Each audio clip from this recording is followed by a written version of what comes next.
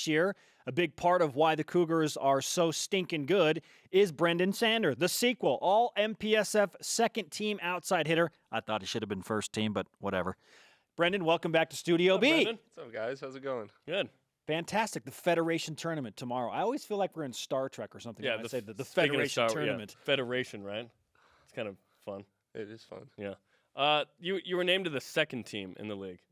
Yeah. Were you hoping to be first team? Like, does that matter? I mean, I didn't really expect too much because I was injured for most of the year, so I didn't expect to be up there really. But, I mean, Jake got up on the first team, and that's huge for him. He's having a great year, and so I'm really proud of him and the accomplishments he's made. What do you? I mean, you weren't here when he was like on the dark side. Speaking of Star Wars, what you guys call the other sides of the Smith Fieldhouse. You know, if you're practicing over there. But when you first met him, compared to where he is now, what? Oh man, how much improvement is it for Jake Langlois? Between last year and this year, when he was in the USA gym this summer, he made a huge improvement, and it's helped our team tremendously, as you can see. And you went down to Mexico City, right? With Jake? Yeah, I stayed with Jake. Probably 24/7. We roomed in the same room together, and we weren't allowed to leave the hotel. So, what did you learn about Jake Langlois when you were jailed in that hotel? Lots of stuff. He learned lots of stuff about me too, though. Yeah. So. Yeah. That's funny. That's one of those. I'm never going to tell you what happens in Mexico City. You will never know. Brenden Sander with us on BYU Sports Nation. Tomorrow, it's Stanford, the 9th-ranked team in the country. You swept them pretty easily the first night up on the farm, but then dropped a set when they came back and played much better.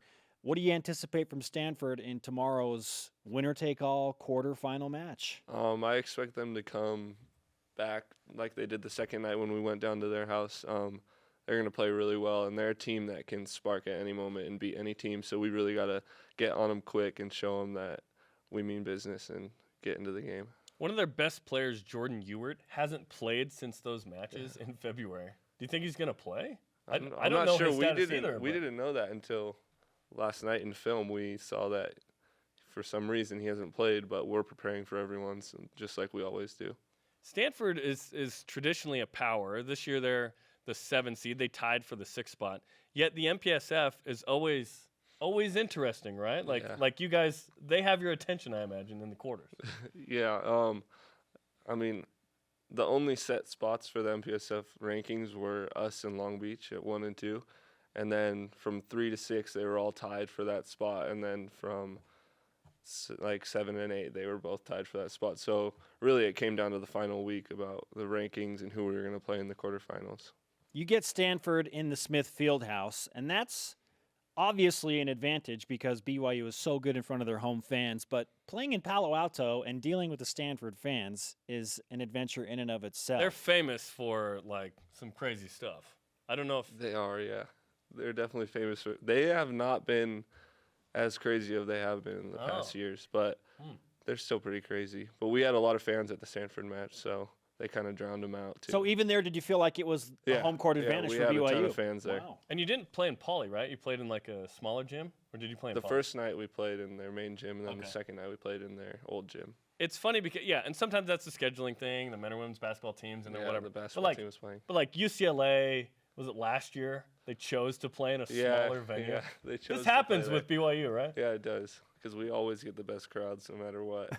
So like, this is the equivalent, like what UCLA did. It's the equivalent of BYU volleyball being like, we're going to play in the Richards building. I would not. You know what I mean? That would be that. different. And then there'd be people coming around and being like, do you have a wristband? You're like, I'm playing in a game tonight. Like, get off my back. You used to have to wear a T-shirt, by the way. Oh, man. It was even like you had a specific T-shirt. You have it good, man. You have it good. Brenden Sander with us in Studio B, all MPSF second-team outside hitter, and the MPSF Tournament, as we have chronicled a few times on today's show, ready to go tomorrow, 9 Eastern, 7 Mountain. Jerem Jordan, Steve Vell, and Lauren Frankham on the call when BYU hosts Stanford.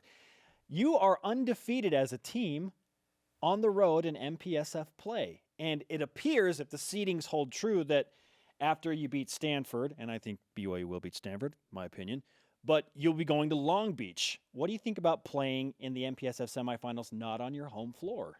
We're pretty confident. I mean, when we go back down to California, the altitude's a lot heavier. So, I mean, when we serve the ball, we're a lot more confident serving down there. And then I think we're a more confident team playing in California, but playing on our home court is also an advantage because the fans are so amazing, and we love playing in front of our fans. So it's kind of a trade-off between the benefits and. Really, it seems like you're okay with both. Yeah, I'm definitely okay with both, and I know all the other guys are okay with both too.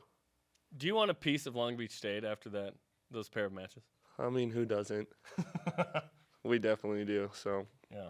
hopefully. Would you? I mean, if you play them, it's going to be down there. And last year you guys split. You won the first night. Yeah. I was traveling to some games, and I went to that one. I should have gone to the second night, I guess. That's when you lost. Playing on the road, you talked about you love playing at home, but on the road you guys have a lot of confidence. Is that mainly because of the serve and the way the ball travels? Probably, I'd say. I mean, when we're on a huge serving run, it helps our defense out a lot because we block the ball a lot better because the team's out of system. And it also helps us as hitters and setters and everything else to get in more of a rhythm on the court. And I think serving is one of the biggest parts of the game. So Generally, when you look at like personal progression in terms of talent level and perfecting your game, like as you gain more experience, you get better. That is a logical thought. But you've been hurt this year. So when you look at where you are as a volleyball player because of your injuries, do you feel like you've been able to progress like you've wanted to, or where do you stand on that? yeah, I had to come back from my injury and progress back to where I was. And that messes up a lot of things with the lineup and who's used to who on the court and stuff like that. But I think this year I've learned a lot more about my body and how to take care of it. And that's good for me. So if I go overseas and play professional, I'll know what to do with my body and how to manage it so I can keep playing for many years overseas. How are your knees feeling right now? They're good. Yeah. They ache, but it's manageable. It's a long season. Like it's been, I think, 4 months and a week or something. And when you first started, it was worse, but you felt better. What is Taylor? Your older brother was the National Player of the Year, of course. Here, what has he said to you about kind of now that he's played pro, maintaining your health and staying? I've taken a lot of advice from him because he's had the same problem as me in both knees, and so I took a lot of advice from him and I've been doing what he's been telling me to do, and then also help from the trainers and some other outside sources. So I've been doing a lot of things, and I'm thankful for a lot of people for helping me get back. What do you think about the double clipboard that is featured by one of your assistant coaches on Lucas Lave on the bench? Like, is that clipboard too big? Does he need to like? I don't downsize? think he has a huge paper on there that has a lot of stuff on it that's useful. So I don't think he needs to downsize. No. Do you think he's go triple clipboard? He like could. it's double, not. He could. I think get full courts on his clipboard. Full coverage. Yeah. Like, hey, I have the last 18 games of info on here. Like all this volumetric stuff from Juice, right? When Taylor just finished in China playing pro, but now he's in Dubai. Is that what I heard? Qatar. Yeah. Wrong Middle Eastern country. My bad. Qatar. He's in the playoffs or something for a team. What's he up to? Yeah, he just won the finals in Doha, Qatar. So boy, Taylor. They won, and then he has to play in another cup in Qatar, and then hopefully he wins that too, so he gets a little more money. Well, does he share any of his miles with you? That's a lot of miles to China and Qatar. No. Like, hey, fly me to I would get wherever. free flights everywhere. I would go home every single weekend. That'd be awesome, right?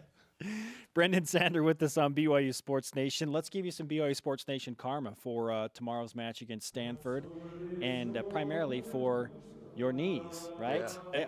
Hopefully they're feeling good after an extended break. Yeah, they'll be good to go. Yeah. And are you a big USC fan this weekend? Just on the side.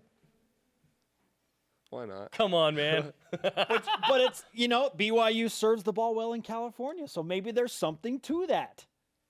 I don't get this. Like, in the past, it was like, if we play at home, like, we're going to win. And if we go on the road, we'll just do our best to see what happens. I get the sense that you guys are like, we'd be okay playing on the road.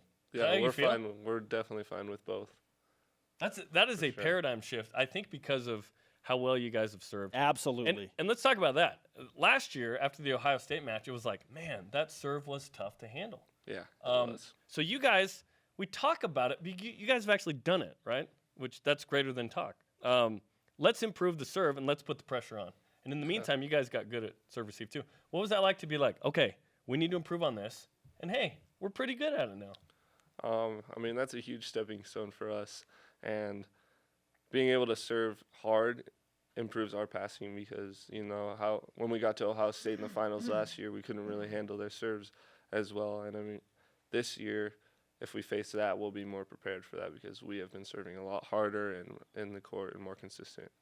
Brenden Sander, the sequel, second team all MPSF outside hitter. Great to have you in Studio B, man. Good luck tomorrow against Stanford. Thanks, Brenden. Thanks for having me. See you tomorrow.